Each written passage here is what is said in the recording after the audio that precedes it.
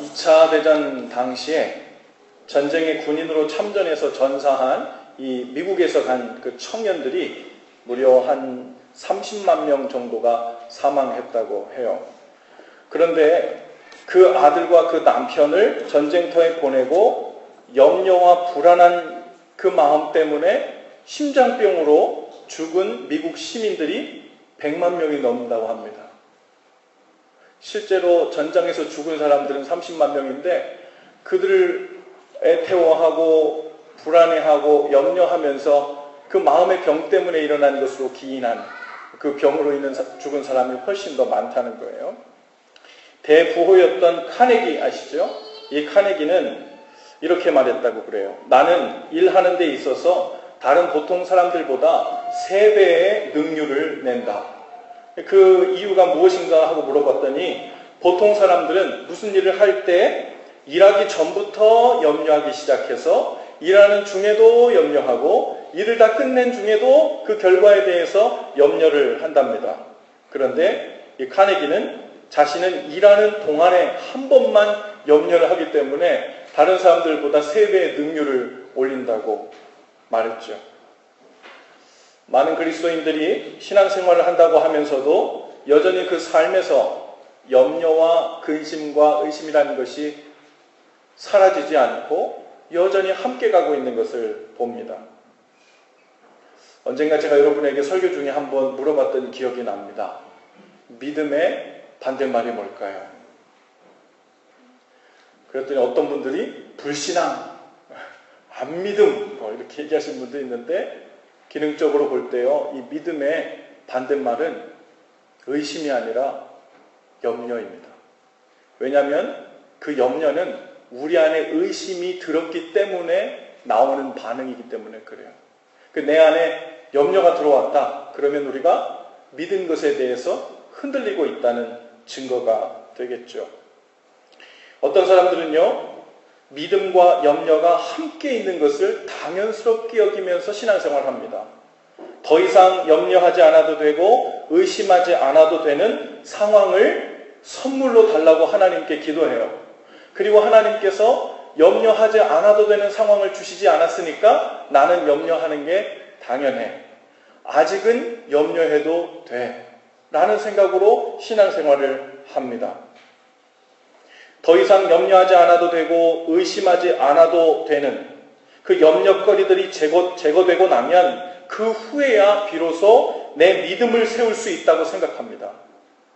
만일 여전히 염려스러운 문제나 상황이 지속될 경우에는 그 염려할 수밖에 없는 상황을 방치하신 하나님 탓이니까 제 마음을 하나님께 온전히 다 드리지 못했다 그래서 그것 가지고 탓하시면 안 됩니다. 이런 태도로 주님 앞에 나갈 때가 많죠. 한 성도님에 대한 이야기를 들었어요. 그분이 어려서부터 몸이 아주 약했는데요. 그리고 병이 들어서 그 질병을 하나님께서 고쳐주십사 신앙생활을 시작했는데 아주 열심히 했답니다. 봉사도 열심히 하고요. 예배도 열심히 하고요.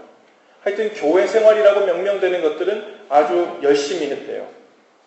그런데 시간이 어느 정도 지났는데 문제는 그가 그토록 염려하던 이 질병이, 이 몸에 약한 것이 낫지를 않는 거예요. 그래서 더 열심히 해보고 더 열심히 교회를 다녀보고 더 열심히 신앙생활을 해봤는데도 차도가 없자 그만 교회를 떠나고 맙니다. 다른 곳에 갔어도 마찬가지예요. 내 약한 몸에 대한 질병을 낫게 해보려고 이렇게도 열심히 해보고 저렇게도 열심히 해보는데 별 차도가 보이지 않고 효과가 없는 것 같아요. 그래서 종교라는 것을 떠나게 되죠. 그 이야기를 제가 나중에 들으면서 마음에 참 안타까운 마음이 들었어요. 그토록 애썼는데도 병이 낫지 않아서가 아니에요. 신앙생활이라고 하는 것을 어떻게 하는 것인지 몰라서 믿음으로 사는 삶이 무엇인지 바로 코앞에 두고서도 평생 동안 그 염려라는 것, 그것이 질병으로 인한 것이었든 가난으로 인한 것이었든 어떤 문제로 인한 것이었든 그 염려거리를 없애는 데에만 종교를 도구로 신앙을 도구로 사용하다가 본질에는 가까이 가지도 못하고 그저 겉만 돌다가 떠나버리게 되는 일처럼 보였기 때문에 그래요. 오늘 말씀에서 이렇게 이야기합니다. 오직 믿음으로 구하고 조금도 의심하지 말라. 의심하는 자는 마치 바람에 밀려 요동하는 바닷물결 같으니 이런 사람은 무엇이든지 죽게 얻기를 생각하지 말라. 여러분, 이 말씀을 어떻게 생각하십니까? 어떤 사람들은요, 이 말씀을 보고 믿음의 기도가 무엇인지에 대해서 많이 오해합니다. 내가 원하는 무엇이든지 주님으로부터 받아내려면 이 말씀으로 인하면 내 마음에 의심과 염려라는 감정이 남아있지 않는 상태가 되어야 되기 때문에 그 상태가 되면 하나님이 나에게 기도 응답을 해주실 것이기 때문에 오직 내 마음을 마음대 컨트롤을 하든 아니면 내 마음에 염려와 근심이라는 생각이 들어오지 못하도록 그 틈을 다 막아내고 종일 찬송만 듣든 종일 말씀만 보든 아니면 나는 의심하지 않아, 나는 염려하지 않아, 이것을 계속해서 마치 스스로 최면을 걸듯이 어떤 감정적인 그것만 밀어내고 나면 이 약속대로 진짜 믿는 기도가 되어서 기도 응답이 될 거라고 착각하는 거예요. 오늘 이 말씀은 그런 의미가 아니죠. 이 기도는 반드시 이루어진다, 의심하지 말자, 내 기도는 반드시 이루어진다라는 것을 억지로 그 감정을 짜내서 오히려 기뻐하고 즐거워하는 마음, 마치 원하는 기도 응답을 받은 것처럼 말하고 행동하고 기뻐하면 하나님이 들어주시겠지? 그것이 기도 응답 받는 조건을 만족시키는 일이니까 그렇게 생각하면 이 말씀을 한참 오해하고 있는 거예요. 여기서 믿음으로 구하고 조금도 의심하지 말라는 말씀은 그 일이 반드시 이루어질 것에 대해서 마인드 컨트롤을 잘 하면서 자기 최면을 완벽하게 해내라는 그런 이야기가 아닙니다. 믿음으로 기도한 후에는 주님께서 그 기도를 들으셨다는 것을 믿고 주님께서 어떻게 처분하실지 그 주도권을 꼭 이 기도를 들어주셔야 됩니다 라고 주목하고 있었던 그 주도권을 주님 손으로 양도하는 거예요. 그것이 믿음의 기도입니다. 그것이 주님께 맡기는 기도예요. 여러분, 믿음으로 기도한 후에는 하나님께 그 처분을 온전히 맡겼기 때문에 그 다음에는 그 어떤 의심도 염려도 남겨두지 않는 겁니다. 그것이 믿음의 기도예요. 기도를 한 후에 그 기도한 것에 대해서 의심하면 그거에 대한 반응으로 뭐가 일어난다고 그랬어요? 염려가 스물스물 일어난다고 그랬습니다. 바로 그 상태에 대해서 오늘 성경은 뭐라고 표현하냐면 두 마음을 품어 모든 일에 정함이 없는 자. 그 상태가 바로 두 마음을 품은 상태라는 거예요. 사람이 어떻게 염려를 안 해? 사람이 어떻게 조금의 의심도 안 해? 기도는 하나님께서 하라니까 하지만 염려는 될 수밖에 없고 할 수밖에 없는 거지. 그런데 오늘 성경은 그렇게 얘기하고 있지 않아요. 믿고 기도했는데 그 후에 염려하는 마음을 동일하게 가지고 있으면 그것은 두 마음을 품고 있는 거래요. 정상이 아니래요. 그건 믿음의 기도를 드린 것이 아니랍니다. 그런 사람은 기도 응답 받을 생각을 아예 하지도 말랍니다. 믿음의 기도가 아니니까. 여러분, 의심을 하고 있다는 증거가 곧 염려로 나타난다 그랬어요. 어떤 사람은 제게 기도에 대해서 묻습니다. 도대체 목사님, 언제 기도하는 거예요? 그러면 그 같은 기도를 얼마나 많이, 얼마나 오랫동안, 언제까지 기도해야 하는 겁니까? 오늘 말씀에 근거해서 설명하자면요. 기도는 언제 해야 되는 거냐면 우리 마음에 하나님께 맡기고 사는 삶으로부터 오는 평안이 사라지고 염려가 스물스물 올라와질 때 우리 속에 염려가 생겨나기 시작하면 주님 안에 믿음으로 거하며 살고 있지 못하는 증거예요.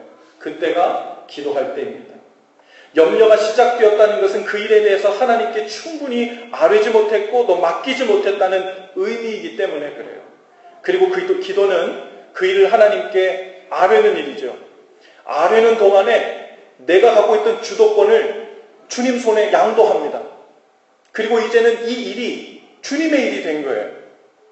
제가 원하는 이 일이 반드시 이루어져야 됩니다라는 마음을 가지고 있다가 지금부터는 나를 사랑하시고 전능하시고 나에게 선한 걸 주시는 주님을 신뢰함으로 주님께서 저에게 가장 좋은 것을 주실 줄로 믿고 주님 처분에 맡깁니다 라고 양도했기 때문에 그 일이 어떻게 처분될지에 대해서 염려하지 않는 겁니다. 그게 믿는 기도예요. 아까 전사님께서 여기서 그렇게 기도했죠. 말씀하셨어요.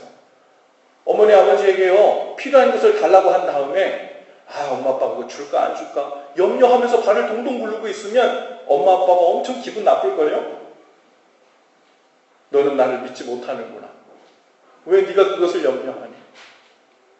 요즘 우리 아이들 학교 가면요 학교에서 그 학교에서 주는 그 밀 급식이 있습니다. 그러면 엄마 아빠가 급식비는 알아서 내. 요즘에는 온라인으로 내거든요. 크레딧 카드로 온라인에 어카운트에 크레딧을 계속 쌓아놓고 아이들은 가서 그냥 먹기만 하면 돼요. 그런데 엄마 아빠가 크레딧 알아서 넣어줄 테니까 너는 걱정 말고 먹기만 하면 돼. 이 아이들이 와가지고 엄마 나 오늘 학교 가서 학교 급식 먹어도 되죠? 그럼 내가 알아서 채워놓을게. 그러면 그 아이는 가서 그냥 먹으면 되거든요. 그런데 와서 근심 걱정해. 우리 엄마 아빠가 그걸 안 넣었으면 어떡하지? 안 주시면 어떡하지? 그러면 그건 엄마 아빠에 대한 신뢰가 무슨 이유든 간에 금이 간 거죠. 깨진 거예요. 믿음으로 기도한다는 말은 하나님께 그 일에 대한 처분을 맡기는 기도를 한다는 의미죠. 베드로전서 5장 7절에 보니까 너희 염려를 다 주께 맡겨버려라. 이는 저가 너희를 권고하심이라 라고 했어요. 여기서 권고하심이라 라는 말의 뜻은 돌보다, 관심을 갖다 이런 뜻이에요. 믿음으로 기도한다는 것은요 나의 염려를 주님 손에 맡겨버리는 거죠. 그래서 바로 나를 돌보시는 하나님을 신뢰했기 때문에 그분의 손에 나의 염려도 의심도 맡겨버리는 거예요. 시편 55편 22절에 보니까 또 말씀합니다. 내 짐을 여호와께 맡겨버리라. 너를 붙드시고 의인의 요동함을 영영히 허락지 아니하시리로다. 믿음으로 하는 기도의 샘플이 되는 기도가 우리가 잘 아는 사무엘상 1장 9절 이하에 나오는 사무엘의 어머니 한나의 기도입니다. 한나가 자식이 없어 조롱을 받자 그 마음에 염려로 가득 찼어요. 마음이 괴로워서 기도하며 통곡했다고 했어요. 그때 엘리 제사장이 그 기도하던 통곡하던 한나를 보고 한나의 기도를 하나님께서 들어주시기를 원한다라고 축복했지요. 그 후에 이 한나가 집으로 돌아와서는 가서 먹고 얼굴에 다시는 수색이 없었다 이랬습니다. 이것이 저는 한나가 마인드 컨트롤 했다고 생각하지 않습니다. 꼭 믿어야지. 믿어야만 응답해 주시니까. 그러면서 이것을 100번, 1000번 되뇌었다고 생각하지 않아요. 한나는 그 축복을 그리고 하나님께 자기 염려를 다 맡긴 거예요. 이제부터는 내가 다 알았고 나를 돌보시는 하나님이 나의 기도를 들으셨기 때문에 이제 하나님께서 나에게 아들을, 자녀를 지금 주시든 1년 후에 주시든 10년 후에 주시든 혹 특별한 일이 있어서 주시지 않든 하나님께서 나에게 가장 선한 것으로 갚으실 거라는 것에 대한 믿음이 있었던 겁니다. 하나님께서 한나의 믿음대로 권고하셨어요. 그리고 한나의 태를 열어 잉태하게 하셨습니다. 우리는 하나님이 먼저 문제를 해결해 주셔서 나의 염려거리들을 사라지게 해주시면 그러면 그제서야 제가 좀 제대로 믿어보겠습니다. 이렇게 하나님께 알아요. 그런데 하나님은 우리에게 뭐라고 하십니까? 너희는 먼저 믿고 구하라는 거예요. 그러면 나를 온전히 돌보는 너의 하나님을 믿고 신뢰하는 것을 보고 내가 너를 책임지겠다는 거예요. 여러분, 이건 도저히 넘을 수 없는 선이에요. 내가 하나님께 달라는 방식은 나의 염려거리를 다 사라지게 해주면 그제서야 내가 한번 진하게 믿어보겠다는 거예요. 그런데 하나님은 너는 먼저 나에게 믿고 염려를 맡기라는 거예요. 그러면 내가 내 삶을 책임져줘서 살아계신 나의 손길, 하나님의 은혜 손길을 경험하게 해주시겠다는 거예요. 이것들이 계속 상충됩니다. 어떤 사람은 10년 동안 이런 식으로 신앙생활해요. 어떤 사람은 30년, 40년을 신앙생활을 했는데도 여전히 하나님께서 나의 염려거리를 믿음으로 나아가지 못하게 한다고 내가 생각하고 있는 그 장애물을 치워주지 않기 때문에 나는 제대로 믿을 수 없어 라는 이 공식을 평생 죽을 때까지 붙들고 있어요. 한 번도 주님께 믿음의 기도를 드려본 적이 없는 거예요. 한 번도 하나님께서 주시겠다고 하는 그 조건절이 충족되는 방식의 기도를 드려본 적이 없는 거예요. 그런 이 사람은 오해예요. 나는 많이 구해봤대요. 나는 열심히 구해봤대요. 그런데 하나님이 주시지 않는데요. 신앙생활 오래 해봤대요. 교회 오랫동안 다녀봤대요. 나 봉사도 열심히 해봤고 하라는 거 다 해봤대. 근데 안 된대요. 이 선을 넘지 않으면 안 돼요. 하나님은 왜 이 선을 넘으라고 할까요? 우리가 그토록 하나님께 양도하기 싫어하는 내 삶의 주인된 그 주도권을 하나님께 드리지 않는 한은 참된 믿음 생활이 시작될 수 없기 때문에 그래요. 여전히 하나님께 나의 구할 것을 구하고 내가 주인되는 한은 믿음이 믿음될 수 없기 때문에 그렇습니다. 그렇게 되면 계속해서 수박겉핥기의 신앙생활만 반복됩니다. 우리도 모르는 중에 가장 많이 범하고 있는 불신의 죄가 있어요. 그것은 바로 생활의 염려 가운데 빠져 사는 겁니다. 공부와 직장과 아이들 양육하는 것과 가정생활 모두 중요하죠. 그러나 그 모든 일들에 대한 우리 안에 있는 그 작은 염려들에 사로잡혀서 하나님을 바라보지 못하고 하나님께 맡기고 살지 못하며 사는 거예요.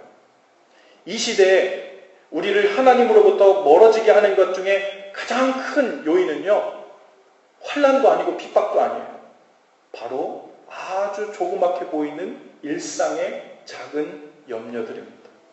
넉넉하면 넉넉한 대로 그것을 지키려고, 그것을 누리려고 하나님은 뒷전이에요. 부족하면 부족한 대로 생활의 염려에 빠져서 하나님을 바라보지 못합니다. 누가복음 21장에 보니까 너희는 스스로 조심하라. 그렇지 않으면 술 취함과 방탕함과 생활의 염려로 마음이 둔하여지고 그날이 덫과 같이 너희에게 임하리라 말씀하십니다. 이 시대에 스스로 조심하지도 않고 스스로 하나님을 떠나 살면서도 그것을 인식하지 못하고 사는 가장 위험한 것, 생활의 염려예요. 대단한 방해꾼이 총칼 들고 성전 문 앞에 서서 예배하지 못하게 해서 신앙생활을 못하는 게 아니라 집 문 밖을 나서려고 하는데 일상에 대한 아주 작은 생활의 염려가 그 앞을 막아서고 문턱을 못 넘게 합니다. 아주 작은 것 같은데요. 열이면 7, 8, 9 다 넘어가는 거예요. 난 아직 생활의 이 부분이 해결되지 않았기 때문에 아직 믿음으로 나아가지 못한다는 거예요. 생활의 염려로 마음이 둔해진답니다. 뭐가 둔해지는 거예요? 하나님을 바라보는 시각이 흐려지고 하나님을 사모하는 마음이 둔해지는 거예요. 주님, 이 작은 염려들 좀 먼저 해결한 후에요. 라는 태도가 점점 하나님으로부터 멀어지고 있는 가장 강력하고 위험한 이유예요. 생활의 염려는 오직 한 가지로만 해결됩니다. 돈 많이 버는다고 해결되지 않아요. 시간이 더 많이 나가지고 그것들을 해결할 수 있는 어베일러빌리티가 더 많아진다고 해결되는 게 아니에요. 한 가지로만 해결돼요. 순식간에 이건 해결받고 사냐 못 사냐 둘 중에 하나예요. 그 방법은 하나. 하나님을 신뢰하며 맡기고 사는 삶이에요. 할렐루야. 맡기고 사는 삶.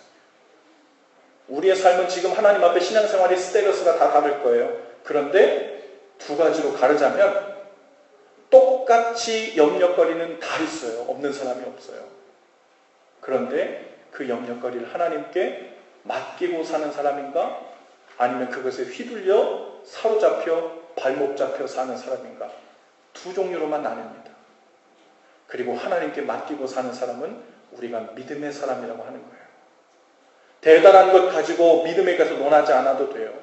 지금 당장 내 삶, 내 가정, 바로 내 코앞에서 이 작은 생활의 염려를 주님께 맡긴 채 살고 있지 못하다면, 여전히 염려하는 마음을 발만 동동 구르면서 기도로 주님께 내어 맡기지 못하고 살고 있다면 여전히 나는 믿음 가운데 살고 있지 못하는 겁니다.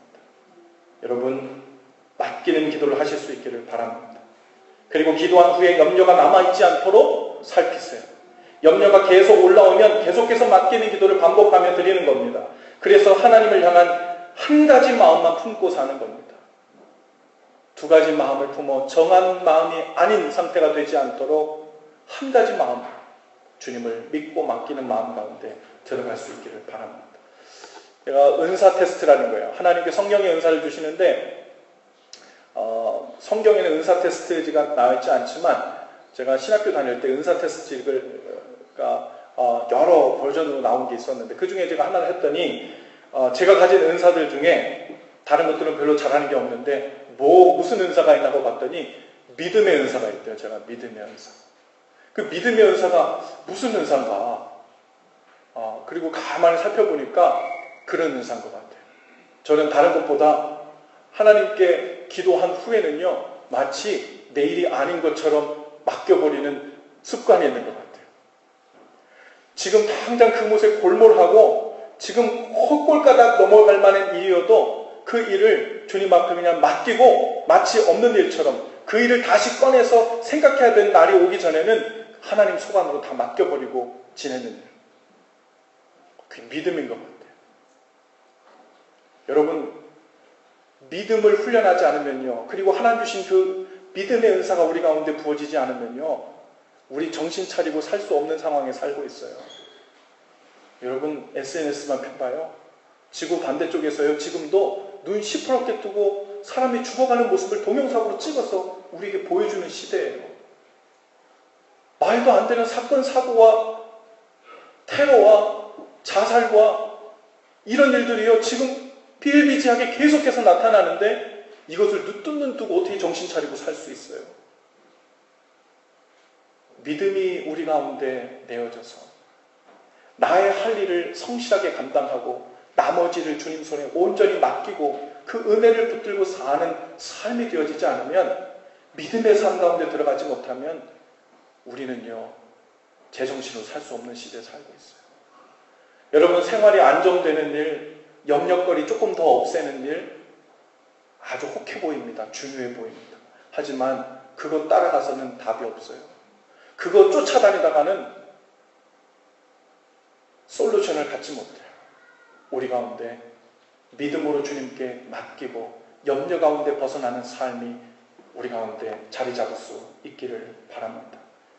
장래에 대한 계획은 세우되 플랜을 가지고 공부하되 염려가 아니라 주님께 맡긴 상태에서 하실 수 있기를 바라요. 거기에서 한 가지 마음만 품어야 합니다. 남편과 아내에 대해서 염려가 있어요? 기도하고 맡기세요. 염려스러운 일들 하나하나에 휘둘리지 마시고 하나님께 맡기고 살 수 있기를 바랍니다. 한 가지 정한 마음만 품으실 수 있기를 바라요. 아이들도 사업도 휘청휘청한 관계들도 마찬가지입니다. 우리의 할 일을 하나님 앞에서 감당한 후에는 그 때와 시를 주님께 맡기는 겁니다. 신앙생활 잘한다는 것은 믿음 있는 기도로 누가 얼마나 하나님으로부터 좋은 선물 많이 받아 누리며 사는가에 대한 것이 아닙니다. 염려거리가 그치지 않는 세상에서 끊임없이 주님께 맡기고 사는 삶을 살고 있는가, 그것에 관한 이야기예요. 똑같은 염려거리의 홍수에서 살고 있지만 주님께 맡기고 사는 사람은 평안과 감사로 일관된 삶을 삽니다.